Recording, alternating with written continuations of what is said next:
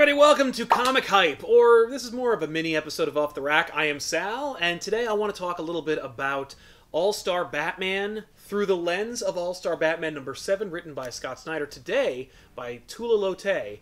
This is a series in which Scott Snyder kind of just takes the reins of its own Bat title and tells stories that he's clearly wanted to tell for a long time, but without really any concern for continuity, and instead just kind of play in the Bat sandbox. We just finished an entire story arc between Snyder and John Romita Jr., where Batman and Duke and Two-Face kind of traipse across part of the country and encounter some big reveal about the character. And that felt like a kind of Batman epic that you'd expect from Scott Snyder. Feels like it could have been an arc during his run on Batman. These last two issues, starting with number 6 and continuing with number 7, feel like something entirely different. Now, I've spoken at length about Scott Snyder's Batman work. I'm always in awe of the man's ability to craft a story. Snyder shatters those previous ideas about his thematic consistencies and his narrative techniques, while also delivering the same kind of quality stories that you expect from a Bat title with Snyder's name on it. This story in particular, the last two issues, that is to say, featured two characters that actually have some consistency with each other, if you are familiar with the Joel Schumacher Batman era. Mr. Freeze's story, which actually reunites him with Jock, tells this really kind of visceral, epic, quiet story without using any of the previous techniques that we've grown accustomed to experiencing from Snyder's work. Of course, Jock also knocks the book out of the park visually, but it isn't until I read number 7 that I see what he's doing with this series. And it's not just a breaking of the mold for a Batman title. We're not just seeing ideas that Snyder wanted to use that might have been outside the box for a prime Batman title, but we're also seeing Snyder break out of his own conventions as a writer. We're seeing something where he's playing with techniques and conventions and giving us something that I don't think either of us, both the reader and the writer, have seen from him before. His ability to tell a story and to give us characters that are wholly different from what we've experienced, but entirely consistent with what we know them to be, is, I think, paramount to the success of what All-Star Batman should undoubtedly enjoy.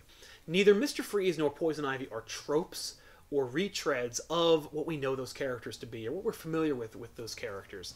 And that, in and of itself, should be celebrated. But then we get issue number 7. When it comes to the jarring nature of the first panel, that being a burning skeleton, we don't know what to expect. We have no idea what this means. We have no idea what 13 means. We have no idea whose skeleton that is. We have no idea what to expect. And then the story is told linearly backwards and forwards. We have the story of Poison Ivy going from one destination to the other, and we have the story of this poor little girl from this end to the other end. Tula Lotay manages to tell us the story while also giving us beautiful imagery. It's a really dark and horrifying story, while also being beautiful and sad at the same time.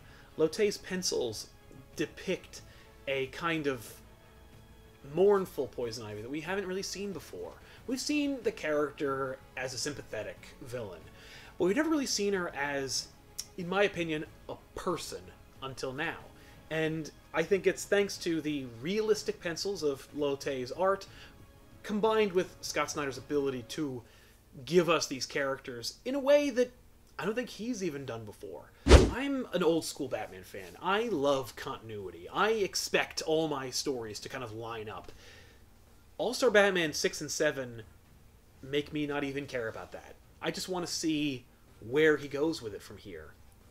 It's just a beautiful story, and one with all the stuff you expect from a Batman story. There's mystery, there's intrigue, there's high-flying heroics, colorful supervillains, and a human element as well. And at the core of every good Batman story, these are the criteria you need. But it's also a great exploration for, I think, Scott Snyder as a writer to kind of break out of his conventions and try some different things. So I'm expecting issue 8 to be something totally different from what I've experienced on this title and what I've experienced from this writer. I just wanted to celebrate damn fine, good storytelling, because while I wasn't really wowed with the first arc of All-Star Batman, I am definitely on board for this next story. I think number 7 crystallizes for me where this series is going. And I just want to say, from here at Comic Pop, on my behalf, thank you for a damn fine book. All-Star Batman number 7 is available online and in print, came out today, and it's written by Scott Snyder with art by Tula Lotay. I think you'll be pleasantly surprised by what you find inside.